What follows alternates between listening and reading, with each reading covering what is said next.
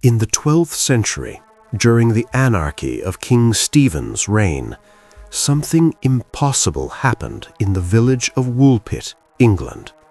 It wasn't an invasion. It wasn't a plague. It was two children, a brother and a sister. They emerged from the wolf pits, deep trapping trenches used to catch predators. They were terrified.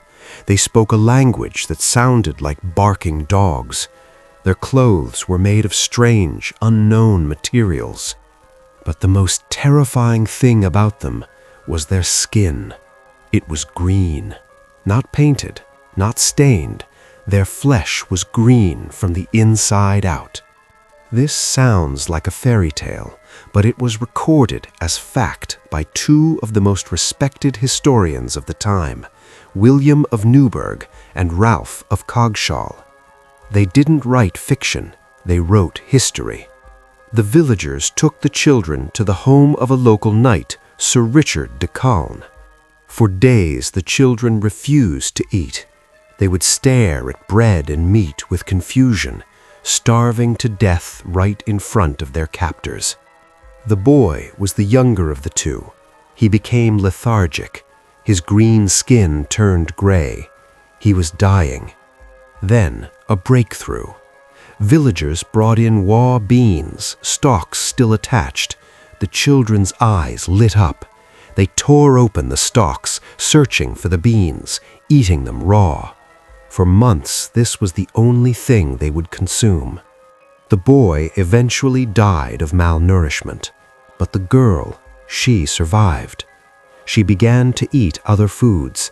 Slowly, the green color faded from her skin.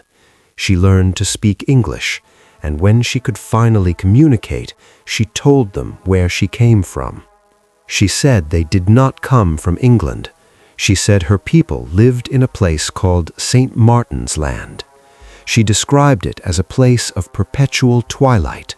There was no sun, no sunrise, no sunset, just an eternal dim glow. She said they were herding their father's cattle when they heard a sound, a loud ringing noise, like bells. They followed the sound into a cave. They wandered in darkness for what felt like hours, and when they emerged, they were blinded by a terrible burning light, the sun of our world. They had walked out of the wolf pits in Suffolk. So what were they? Over the centuries, scholars have tried to explain away the mystery. Theory 1, chlorosis, also known as the green sickness, a form of anemia caused by malnutrition that gives the skin a greenish tint. It explains the skin. It explains the lethargy.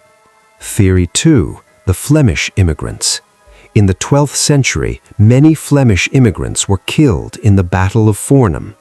The theory goes like this. The children's parents were killed. The children fled into the flint mines of Thetford Forest, traumatized, speaking Flemish, which sounded like gibberish to English villagers. Starving, they emerged in Woolpit. It makes sense, except for one thing. The girl lived for many years. She worked as a servant.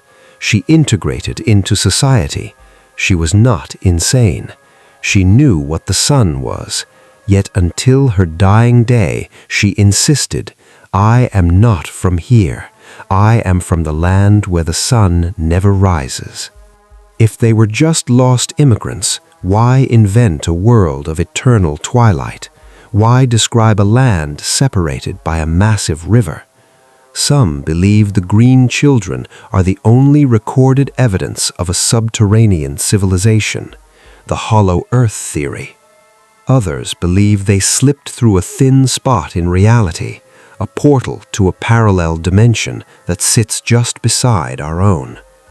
Today, if you visit Woolpit, you will see them on the village sign, two green children, a reminder that sometimes history records things that science cannot explain.